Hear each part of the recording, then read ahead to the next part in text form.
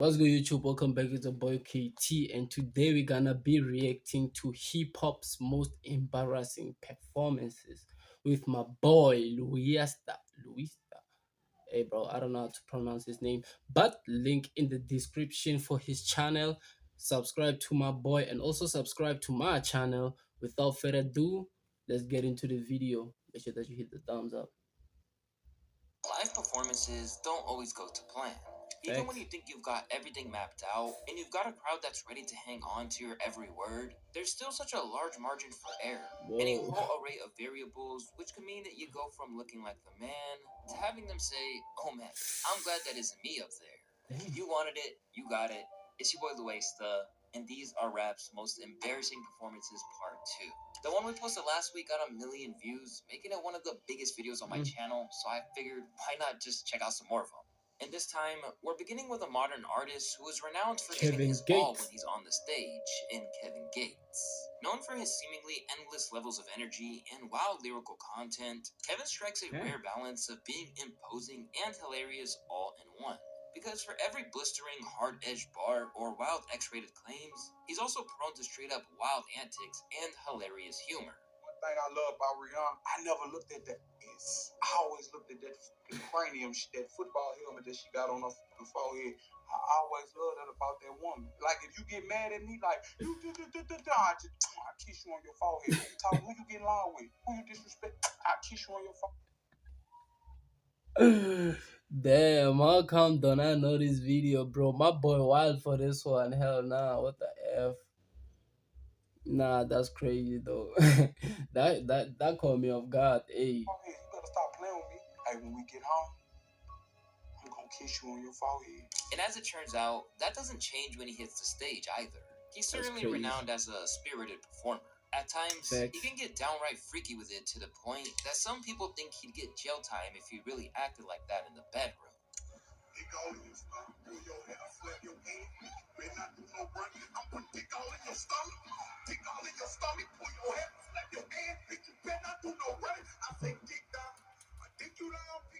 But this isn't about his graphic motions on stage. In this case, we're looking at how he handled taking a big stumble while performing. Over time, Kevin hasn't been the most elegant person on stage and has wound up on his ass several times.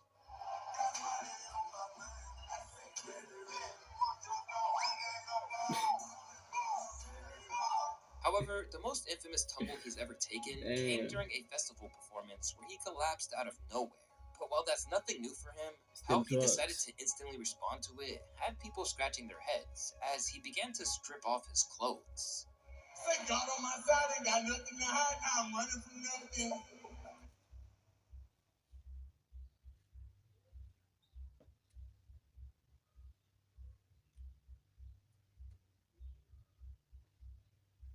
Wait. Instantly, the decision had people divided as to whether this was the best way to handle such a potentially cringe-inducing moment, or if it was a little rogue, as some commenters weighed in, claiming it made the show more lit. Was taking his shirt off supposed to make them forget that he just fell? Weird reaction to falling is all I'm saying. But given all that we know about Kevin Gates, anyone who is surprised that he'd do something that random just hasn't been paying enough attention to him. And it's fair to say that the next individual on the list has made it clear who they are in practically every interaction. If you've ever seen one of Cardi B's explosive Instagram lives, you'll know that she isn't a woman who minces her words or has any issues going after Okay, I know this might sound weird as fuck, but Cardi B, y'all, Cardi B. It's funny to say this that, bro, she popping like for people my skin color. She popping as fuck. Like she on that Taylor Swift type of level for people my color though. But the weirdest part is that I know her songs, but I don't know her songs. If you get what I'm saying. I know it sounds tricky, but if you know, you know, bro. I know her songs, but I don't know her songs. Like I heard her many songs, but I wouldn't name her songs type shit. You get what I'm saying? Hey, let's find out what she did. those who she feels have wronged her. After all, this is the same woman who had a very public fight with Nicki Minaj at New York Fashion Week of all places. Para. Nah, but Cardi B looks like she got hands, to be honest. Yeah, she look like she got hands. So, when a fan antagonized her during a show at Dre's Beach Club, it's really no surprise that she crashed out. Cardi was doing a set on a hot day when she asked her fans to splash her a little with water, but someone basically domed her with ice. Okay, that I don't. It ain't sitting well with me. Cardi, what are you doing asking Cardi? I don't wanna Cardi B, Playboy Cardi. Hey, whatever that shit is. Cardi B, what are you doing? Telling fans to pour you up with water while you're performing, shorty. And I see what you got on. Where was she going with this? Like for real, And though. consequently, she took things a little too far to the point that it made the news. Boy, the internet is latching on to the latest incident of fans throwing things at performers on stage. This time, an object was thrown at rapper Cardi B. Whoa! How come don't I know with this shit? Cardi B did the 50 Cent thing, gang. Damn. Whoa! It's my first time finding out about this. When was this? Ain't no date here. What the F? But she started it though, didn't she? She started There you it. go. Crazily, this wasn't her only mic tossing incident that weekend. At another show at Dre's nightclub that took place That just weekend? hours before that, she also hurled her newfound weapon of choice at her DJ in frustration.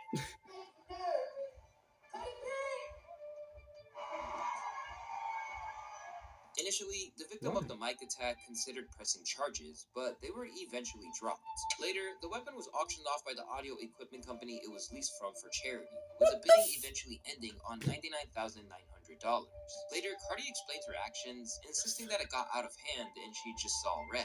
It was really like a quick reaction. It was really like, and let me tell you, motherfucker, I didn't want to address it because I thought bitch was going to go to jail, but I'm not. It was hot as. There was a part of the show that I told people like, splash me. But even when I told splash me, I was like, maybe be careful with the faces. The faces beat bitch. And 4 songs after, which is like, I don't know, 15, 20 minutes after, there's threw water and ice on my face. I just automatically reacted. I didn't even know that I was throwing it at the dirt. I just and when I look at the video, it's like, nah, you intended to throw that shit in my face because you ain't did it like this. You threw it like and that shit had ice.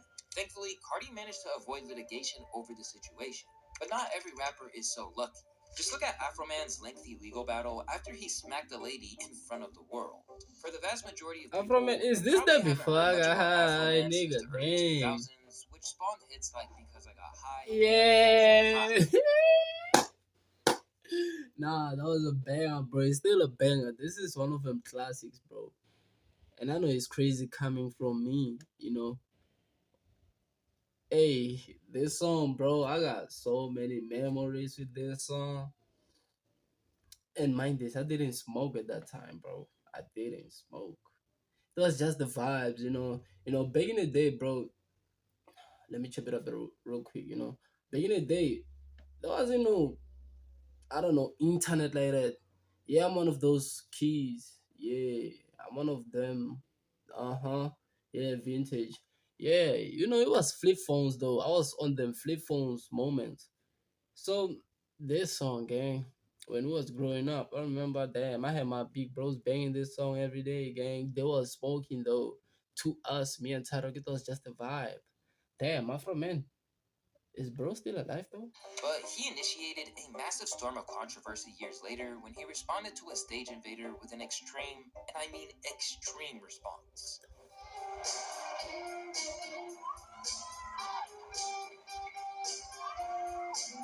Oh. Damn, even today, people can't believe what they saw. Afroman's greatest hits. He slapped her like she took the last hit of the blunt. What did the 5 fingers say to the face? Speaking after the fact, Afroman insisted that it happened because he wasn't down for being trolled and wanted to ensure that she'd be the last person to try that. But he reportedly didn't Nah, but that's not a good way to prove that shit. What the F, Afroman? And it's one of emojis. I thought bro was gonna be a rapper, but I can see he's into the, music your dad would listen to type shit. So okay, but nah, that's bad. Respect for bro, but that's bad, bro. Not on And the to hit her female. that hard. And over the years, I'd be rapping, and girls would get up on stage. I want to be like, okay, this chick likes me. But in reality, she's saying, you, it's all about me. It's competing with me. Then you got people that want to do humiliating shit.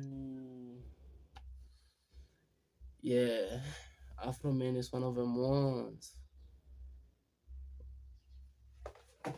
You won't take bro's spotlight, bro. Don't ever do that shit, bro. Kill you for the spotlight, bro. That's his. One of them greedy motherfuckers. I never said that. You and put it all up on YouTube. And then when one group of people see people doing shit to you on YouTube, you get this whole percentage of humanity that starts coming to your show. Which and group they of want to do people, it though? too. With the rapper stating it was the product of a bad day, he ended up getting sued for $65,000. And to make things worse, he couldn't evade it after the fact. You know, you can do a million things right, but the one thing you do wrong, there's going to be a group of people that throw that in your face forever. As to whether he learned his lesson, Afro Man later rid himself of another stage invader in slightly less ruthless fashion, and without ever fleetingly breaking his flow.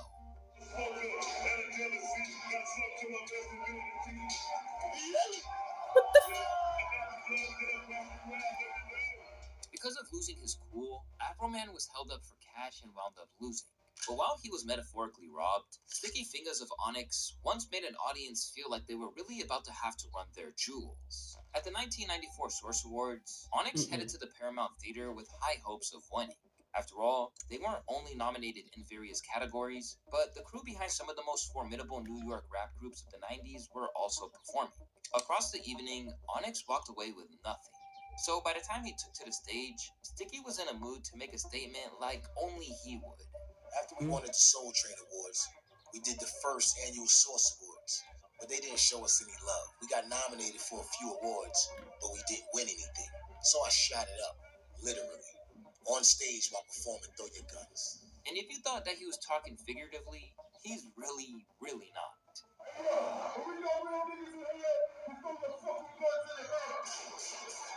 What the?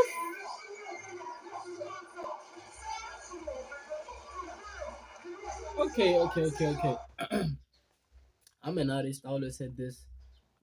How can I put it? An idea. I always have had this thought, like, wait. Okay, a lot of artists don't get a show while performing. Then it came, okay, cool, there's security. Then I thought about the Draco situation. Long live Draco. But still, I was like, okay, cool. What about artists though? Cause I hear them rappers rapping about stick in the club, stick backstage type shit, stick airplane, stick in prison. Now I'm playing with the last one, but you get what I'm saying though. You get where I'm going with this. So I always thought about it like, okay, how will a rapper react? Let me say, okay, cool. I'm a rapper artist. I'm performing and I see my op at the crowd, and I got my weapon on me, bro. Mind this an op that I want him taken down. I'm a crash out on top of that. Let me say I'm a crash out. So will I really whip out a bleakish and pop that nigga right there in the spot or set him up or all I said though had them thoughts, bro. Okay, I don't know where this is going, but like you get what I'm saying though. I had them thoughts. That's crazy. Naturally, security rushed him in the aftermath. But this wasn't Sticky's first rodeo, so he stashed it. Apparently, the whole thing was a spur-of-the-moment decision, and according to Fredo Starr, bro, he Sticky didn't even alert his fellow bandmates before it happened. Jay was like, yo, Jam Master Jay was like, yo, you gotta perform, man. Just because you ain't win no awards, you still gotta perform. Right. So when we got on stage, I didn't even know Sticky had a gun.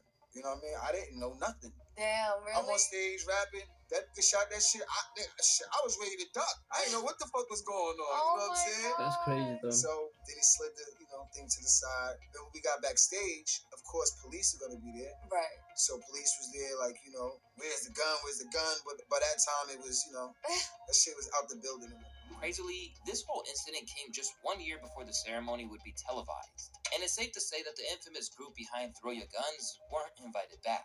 Speaking of which, this is probably the case when it comes to the possibility of Kid Cudi ever playing Rolling Loud again after how disastrously his last headline set was.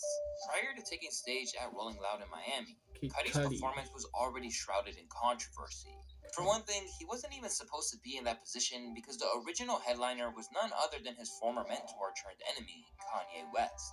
With that, Cudi was in a tough spot, as while he is a legend, he was ultimately up against an audience that had paid to see a man he had been Okay, publicly cool. feuding with. Kid Cudi, right? The thing with Kid Cudi, to be honest, hate me or not, your choice. But I didn't know Kid Cudi till Sonic. Oh, was that Knuckles? Yeah, I think bro played a character on Knuckles where he's roaming around with the Russian lady, I think, or the white lady. I don't know. That's when I knew Kid Cudi, bro. To be honest, then I was like, wait, I seen him on I think Lil Dicky Dave series, and I was like, wait, bro is an artist. Then the next thing, I watched this music video with Cole Bennett, which I always knew. I just didn't know the other guy, bro. Turns out the other guy is Kid Cudi, and I was like, what the fuck? So yeah, Kid Cudi been around, but I just knew of bro. I just thought about telling y'all about that. And when he took the stage, they made their feelings known, pelting him with bottle after bottle until he eventually snapped.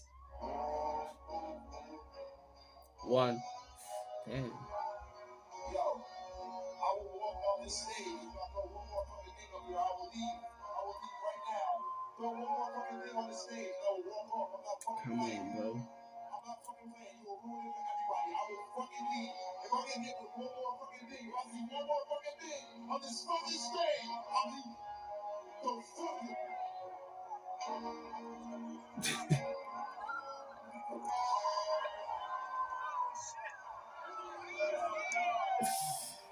That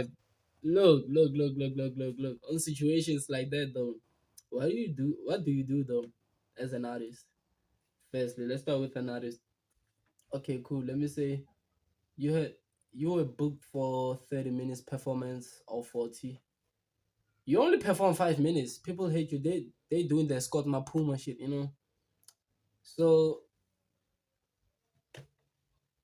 people do the Scott Mapuma shit. They didn't throw it on Scott, but you get what I'm saying though. The fans react, so they react in that type of way. You quit. What about the money though? And from the crowd, let me say I'm Kid Cudi's biggest fan, and you're out here for Drake, bro. Let's say it's Rolling Loud or whatsoever. I don't know if Drake even performs there. I'm just saying though. You're out here for Drake. You hate Kid Cudi. You don't want throwing bottles at that nigga. And I wanna see him, bro. I paid for the ticket, and that nigga snaps. And you decide to throw the last bottle, bro. How am I supposed to react? Anyways, if it was you, comment down below how will you react from the crowd's point of view. That was it for this video. Make sure that you hit the thumbs up and also comment down what would you do. And again, see y'all on the next video.